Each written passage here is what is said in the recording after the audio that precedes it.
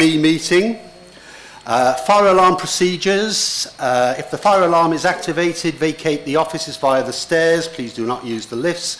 Assemble in Hawley Square on the green, and officers will assist you and advise when it is deemed safe to return to the chamber. Would everyone please ensure that their mobile phones are switched to silent and that they're not used to make or receive calls whilst the meeting is in progress. Please note this meeting is being live streamed for members of the public, except for the parts where the press and public are excluded due to the confidential nature of the subject. The meeting will also be recorded and will be subsequently broadcast on the internet. Does anybody intend to film the meeting? Stunned silence. If no, go to H. In attendance, we've got Ingrid Brown, Head of Legal and Democracy and Monitoring Office, Sonia Godfrey, Head of HR, and Matt Sanham, Head of Finance and Procurement. So thank you for coming. And of course, Charles. Apologies were received from Councillor Warrow, Councillor Duckworth, who's been substituted by Councillor Matterface, and Councillor Dawson and Councillor Nichols. Are there any other apologies for absence? I think my roll call says we're all here. Does anybody have any declarations of interests? As ever, all completely uninterested.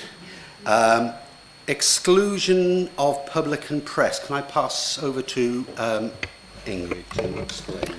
Just to say that there was some concern that this report should have been exempt on the provisions of Schedule 12A of the Local Government Act, but just I wanted to confirm that under the provisions of the 38(1) of the Localism Act, the Council is required to publish the details contained within this report and the Chief Executive's salary, and accordingly there's no need to consider going into exempt session, and I'd like to unexempt this report and it should be published. Thank you. No requirement to go into exempt. Right.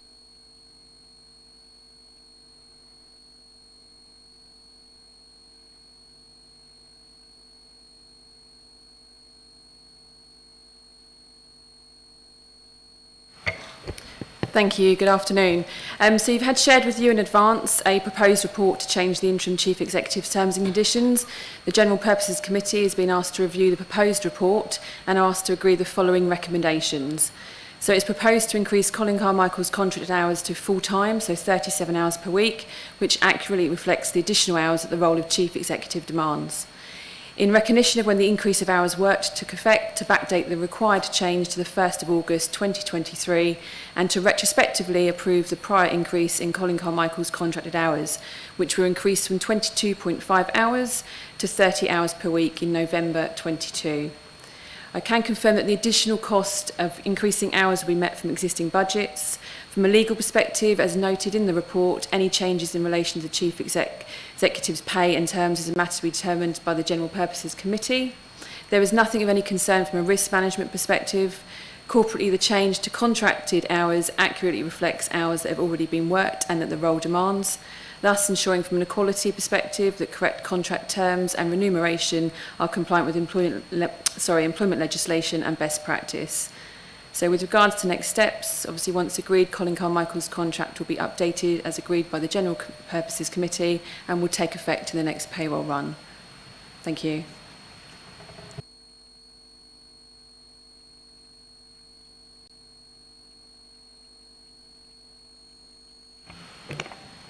Yeah, I support the proposals as the member who probably works closest with the Chief Executive, because that's what the leader does. I've certainly seen evidence that Colin does work 5 days a week and should be paid for being paid 5 days a week, and I have no hesitation in putting that forward. I think we're all supportive of Colin as Chief Executive cross-party.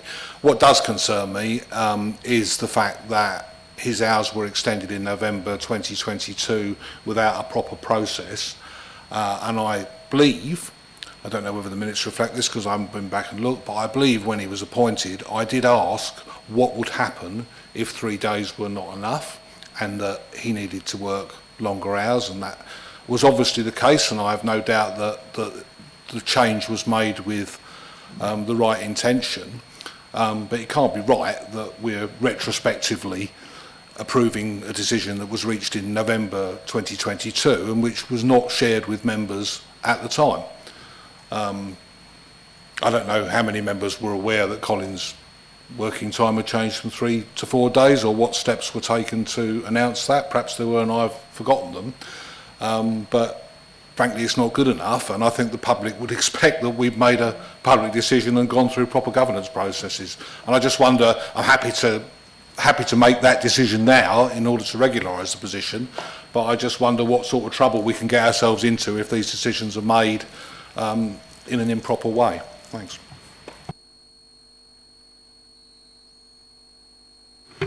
Thank you, Chair.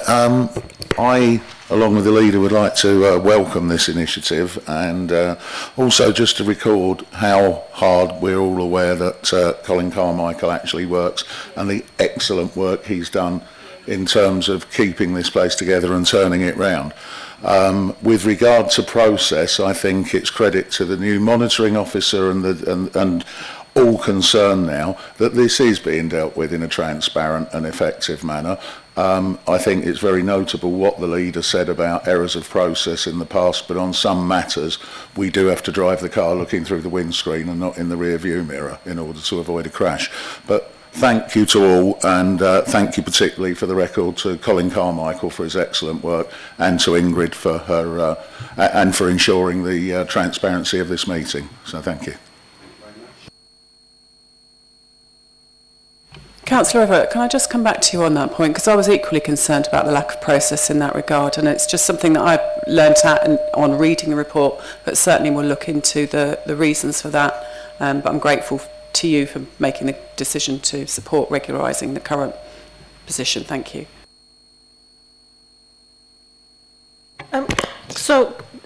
Retrospectively, obviously he was being paid more. So, as the leader said, this didn't come to, I mean, obviously I wasn't involved at all. This didn't come to a general purposes committee in time to do that. I mean, is that unusual? I mean, I'm not very involved, or haven't been involved at all in the past with general purposes. But this, as the leader says, this could look like it's been slipped under the radar. But obviously some people knew about it, apart from the chief executive, and it must have been agreed. It must have been agreed in camera if it wasn't reported at a meeting.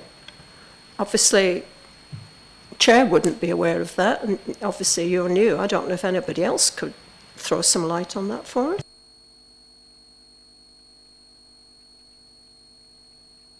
Councillor Matterface, I can only presume it's been error of understanding of process, but obviously I'm committed to looking into that, and I'm happy to report back to this committee. That would be great. Thank you.